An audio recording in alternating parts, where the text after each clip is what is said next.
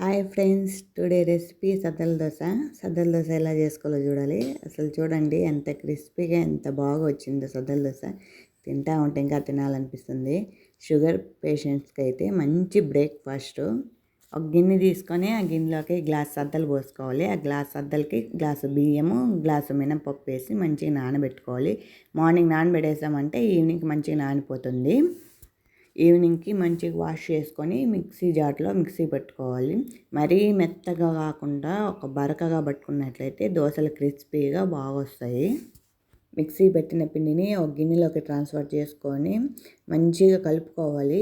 మూత పెట్టేసి నైట్ అంతా అలాగే బయట ఉంచేవాలి. పిండిని పెద్ద గిన్నెలోకి ట్రాన్స్ఫర్ చేసుకోవాలి. ఎందుకంటే ఫర్మెంటేషన్ అయినప్పుడు పిండి బాగా ఉబ్బుతుంది. చూడు ఎంత మంచి ఫర్మెంటేషన్ అవుతుందో.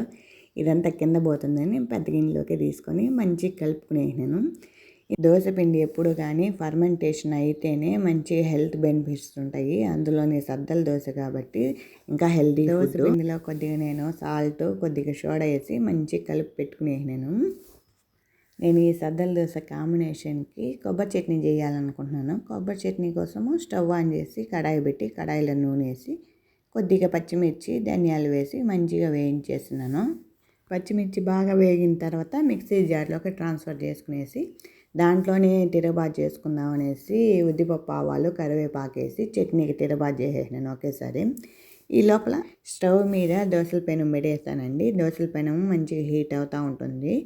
అంతలోపల నేను వచ్చి కొబ్బరి చట్నీకి రెడీ చేస్తున్నాను కాబట్టి కొబ్బరి తరిగి మిక్సీ జార్లో వేసుకొని కొద్దిగా సాల్ట్ వేసుకొని పక్కన పెట్టుకునేసాను.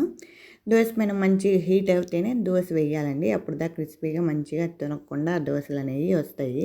దోశ వేసేసినాక దోశ చుట్టూ ఒక స్పూను ఆయిల్ వేసినట్లయితే దోశ మంచిగా వస్తుంది.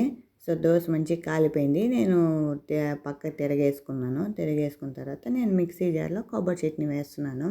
కొబ్బరి చట్నీ కూడా దోశతో కూడా రెడీ అయిపోతుంది. సో కొబ్బరి చట్నీ రెడీ అయిపోయింది. నేను ముందుగా తిరగబాటు చేసుకున్నాను కాబట్టి దాంట్లో కొబ్బరి చట్నీ వేసి మంచిగా కలుపుకునేసాను.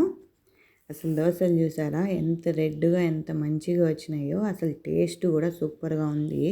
చిన్నపిల్లలు సద్దలు తిన్న వాళ్ళు మనం సద్దలు తినిపించాలంటే ఈ విధంగా దోశ రూపంలో తినిపించచ్చు. అసలు నార్మల్ దోశలాగా టేస్ట్ లాగా ఉంది. మరీ అంత డిఫరెన్స్ ఏం లేదు. మంచిగా హ్యాపీగా తినేవచ్చు. అంతే అండి. ఈ విధంగా సద్దలు దోశ వేసుకొని కొబ్బరి చట్నీ వేసుకొని తింటూ ఉంటే సూపర్గా ఉంది.